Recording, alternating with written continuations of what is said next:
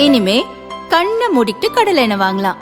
ஏன்னா மந்த்ரா கடலை எண்ணெய் இதயத்தின் தயாரிப்பு. வறுக்க பொரிக்க ஏன் எல்லா சமையலுக்கும் மந்த்ரா தான். மந்த்ரா கடலை எண்ணெய், அபார ருசி, ஆரோக்கியமான உடல் நலம். உயர்கல்வித்துறையை மேம்படுத்துவதாக கடந்த தேர்தலின் போது திமுக வாக்குறுதி அளித்தது. ஆனால் ஆட்சிக்கு வந்த பின் பல்கலைக்கழகங்களின் வேந்தராக கவர்னர் இருக்கக்கூடாது, முதல்வரே இருக்க வேண்டும் என கூறி கவர்னருடன் மோதலில் ஈடுபட்டதால் உயர்கல்வித்துறை வீழ்ச்சியை நோக்கி சென்றது. அரசு எடுத்த தவறான முடிவால் 8 பல்கலைக்கழகங்கள் துணைவேந்தர் இல்லாமலேயே இயங்கி வருகின்றன. மற்ற அனைத்து பல்கலைக்கழகங்களும் நிதி சிக்கலில் தவித்து வருகின்றன. ஆட்சிக்கு வந்ததும் உயர்கல்வித்துறை மானிய கோரிக்கையின் போது 4000 புதிய பேராசிரியர்கள் நியமிக்கப்படுவர் என சட்டசபையில் அறிவிப்பு வெளியிடப்பட்டது. ஆனால் நீதிமன்ற வழக்குகளை காரணம் காட்டி நியமனத்தை தள்ளி போட்டனர். ஆட்சி முடியும் தருவாயில் 2470 பேராசிரியர்களை நியமிக்க தேர்வு நடத்தப்பட்டது. ஆனால் தேர்வு முடிவு முழுமையாக வெளியிடப்படவில்லை. இதற்கு காரணம் அரசின் நிதி பற்றாக்குறை என கூறப்பட்டது. கல்லூரிகளில் பேராசிரியர்களை நியமிக்க நிதி இல்லாததால் தொகுப்பூதியத்தில் கௌரவ விரிவுரையாளர்கள் நியமிக்கப்பட்டனர். அவர்களும் ஊதிய உயர்வு கோரி போராட்டத்தில் ஈடுபட மாணவர்களின் நிலை திண்டாட்டமாகிவிட்டது.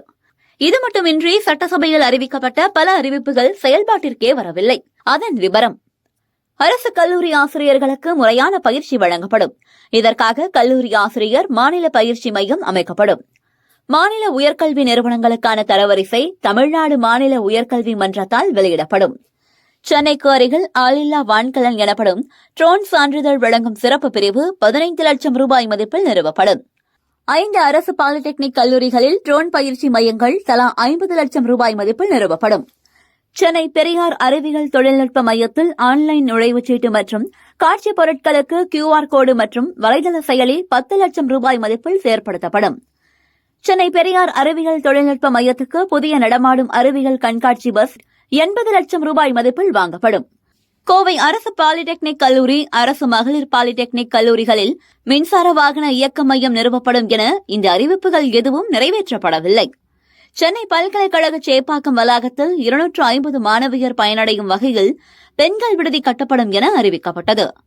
தற்போது அந்த இடத்தில் தோழி விடுதி கட்ட அனுமதி வழங்கப்பட்டுள்ளது. இந்த தோழி விடுதிகள் பல்கலைக்கழக மாணவியருக்கு தனி அறைகள் வழங்க நடவடிக்கை எடுக்கப்பட்டுள்ளது.